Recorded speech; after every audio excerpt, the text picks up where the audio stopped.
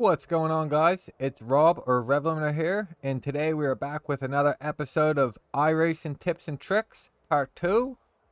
And today we will be covering the best force feedback options for iRacing.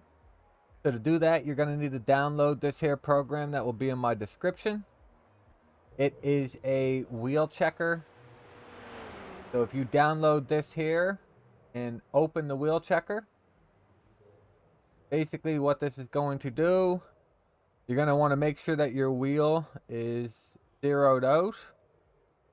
So if you look at the offset X, the very top one, you can see it's at 1 right now. I'm tapping my wheel, getting that down to 0. Once we get it at 0, just like that, basically the next thing you're going to do is you're going to go ahead and go up to this here drop down box and click minimum force. So you're going to want to do this 5 or 6 times. You will see the saturation X counting up. It's actually testing your wheel for the minimum force. And you can see down the bottom here, your maximum value for steering is 15% force feedback offset. So again, you're going to want to do that.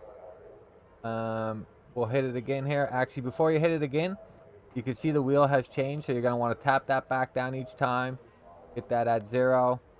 Once that's at 0 again, you're going to have to go ahead, hit the drop down.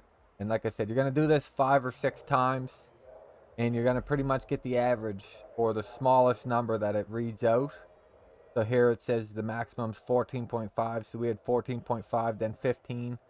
The smallest I've ever seen was 13.5. So our average is a 14 with this. So I'm not going to do it 5 or 6 times. I'm just going to close this out. Your next step is to go into options and set the minimum force to the 14 or whatever your average number is there. So there's 14. Make sure the auto's clicked. Enable force feedback's clicked. If you're using a G29 or one of the budget wheels, you're going to want to unclick use linear mode. If you're using a direct drive wheel, you're going to want to have the linear mode on. And then you want to click done, and then you're going to go out and you're going to run a lap. So as I'm running a lap, you can see I have the graphics adjustments black box open over there and over to the right there, and you can see the bottom setting, FFB strength. So now that we set the minimum force, we're going to come out here and we're going to run 1 lap. And then we're going to watch for the FFB to give us an auto setting. And then it's going to calculate what the best force feedback settings are along with your minimum force. And it's going to give you the absolute best settings for the car. Now keep in mind, you're going to want to do this with every vehicle.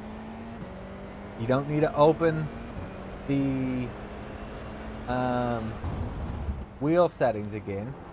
If you know that your average is 14, then that's fine. You can use 14 as the minimum force for every car, but you're going to have to go into every car and you're going to have to set your actual force feedback settings and use this here auto. So you're just going to go out and run a lap. Make sure that your minimum is set to 14 or whatever your average is. And then come out, run 1 lap around the track, and then you'll see an auto button pop up.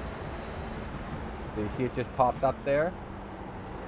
So now we can go ahead and click that auto button, and it's going to give us our best force feedback for this car.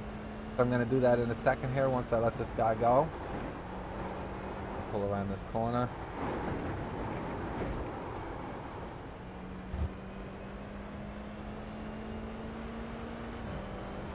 I don't want to get in his way there. He's on a burner of a lap, so I'm going to pull over here, let him go by, click the auto. You can see it went down to 6.7. So you can run a couple more laps and it might come up with a little bit better of a force feedback setting for you, but this is going to be the best setting for you to feel everything that's going on with your wheel and what's on the track. And like I said, you have to do this with every car you go out in. You go out, you run a lap, and then hit the auto feature, and then that's the best way I found to set the force feedback settings in iRacing. So if this helps you, go ahead and leave me a like on the video. Leave me a comment if you enjoyed the video. And other than that, thanks for watching iRacing Tips for Tricks, episode 2. Thank you.